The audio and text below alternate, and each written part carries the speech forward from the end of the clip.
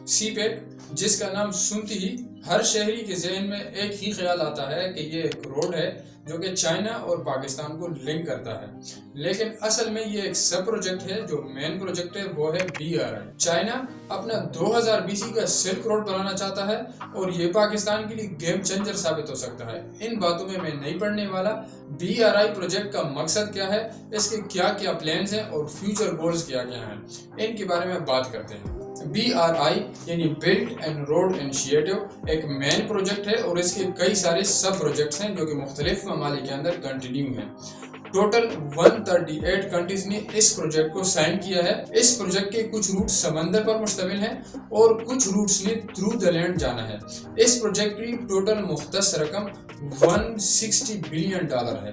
BRI project کے ذریعے China Asia, Europe اور افریقہ کو آپس میں کنیکٹ کرنا چاہ رہا ہے تاکہ ان کے لوگوں کے درمیان آپس میں ورکنگ ریلیشن ہو، ٹریڈ کرنا ایزی ہو اور فائنینشلی لوگ چائنا کے ساتھ جڑ جائیں۔ سی پیک کا ایسا کیا رول ہے BRI میں کہ اس کی ویلیو دن بدن اپ ہوتی جا رہی ہے اور کافی ہرڈلز کے باوجود چائنا اس سی پیک کو سکپ نہیں کر سکتا۔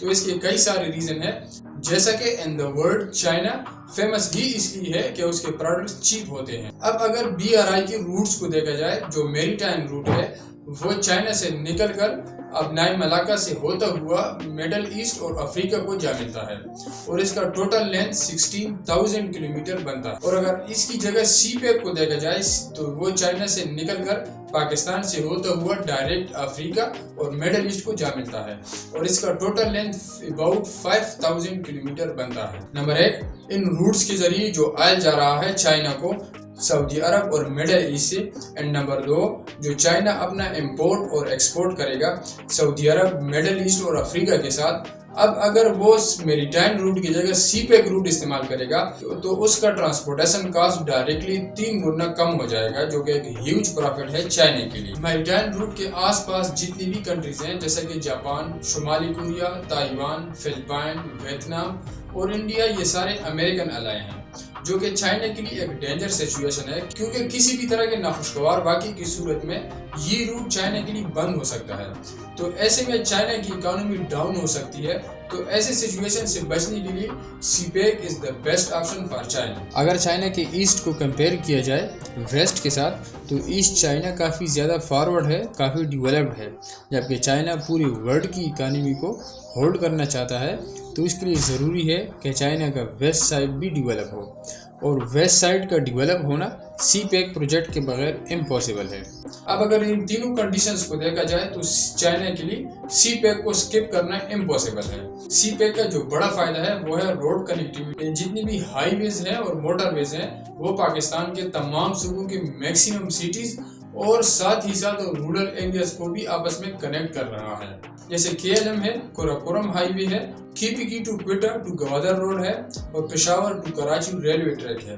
سی پیک کے انڈر کئی سارے پروجیکٹس ہیں، جیسے کہ گیس پائپ لائن ہے جو ایران سے گیس منتقل کرے گا، انرجی پروجیکٹس ہیں جو minimum 10,000 mega what electricity generate کریں گے، agriculture development, yield enhancement, innovations اور واٹر مینجمنٹ بھی کیا جائے گا۔ ایڈوانس سائنس اور ٹیکنالوجی کو پاکستان کے اندر لانا اور انڈسٹری کو ڈیولپ کرنا، یعنی پاکستان کی جو انڈسٹری ہے اس کو آگے لے کر جانا۔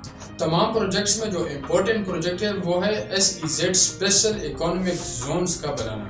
اسپیشل اکنامک زونز ایک طرح سے اسمال اکنامک سٹیز ہوتے ہیں جن کے اندر صرف اکنامک ایکٹیویٹیز ہوتے ہیں اور ان کے اندر انویسٹرز اور کمپنیوں کو میکسیمم فیسیلیٹیٹ کیا جاتا ہے اور ان کو کوئی بیوروکریٹس ہرڈلز نہیں ہوتی۔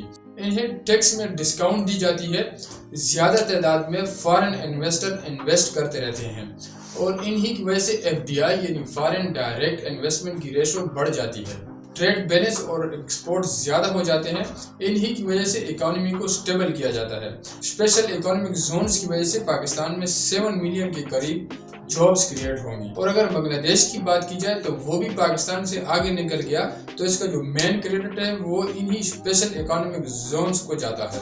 पाकिस्तान के अंदर 37 इकोनॉमिक जोन्स बनेंगे और इनमें 9 पर काम जारी है, और 3 जो सबसे इम्पोर्टेंट हैं वो रशकई, दीपची और अल्लामा इकबाल इंडस्ट्रियल सिटी के अंदर है। गवादर पोर्ट, इंटरनेशनल एयरपोर्ट और वाटर डिसलिनेट प्लांट के अलावा और भी बहुत सारे प्रोजेक्ट्स हैं जो कि मुकम्मल हैं या जारी हैं। वैसे तो सीपेक के लिए अपनी काफ़ी चैलेंजेस हैं, पर इनके अलावा जो बड़ा चैलेंज है वो है अमेरिका और इंडिया।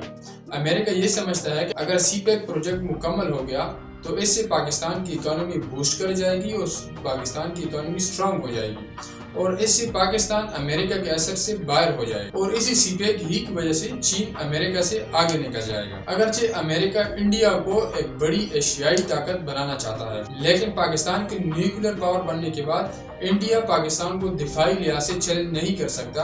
इसी तरह इंडिया को डर है कि सीपेक की वजह से पाकिस्तान की जो वैल्यू है या जो इम्पोर्टेंस है वो बढ़ जाएगा, और तरक्की के इस दौर में वो भारत को पीछे छोड़ देगा। अमेरिका इंडिया के थ्रू पाकिस्तान को इंटरनली वीक करने के लिए शिद्दत पसंद तंजीमों को असलहा और फंड्स फराहम करता है। उनके लिए आसान टारगेट है बलूचिस्तान। बलूचिस्तान के अंदर रा का पूरा एक सेल है जिसका मेन टास्क ही यही है कि सीपेक कंप्लीट ना हो। टोटली अमेरिका और इंडिया की फुल टाइम कोशिश ही यही है कि किस तरह सीपेक को नाकाम करे और पाकिस्तान सीपेक को विड्रा करे। इन सब मैटर को देखकर पाकिस्तान के लिए ये जरूरी हो जाता है कि वो सीपेक को कामयाब करे, लेकिन ये तभी पॉसिबल है जब हमारी सियासी जमातें, हुकूमतें और इदारे मिलकर कौमी मफादात के तहफ़्फ़ुज़ और अपनी बका और सलामती के लिए यकसू होकर काम करें, तो तभी ये नताइज मिल सकते हैं।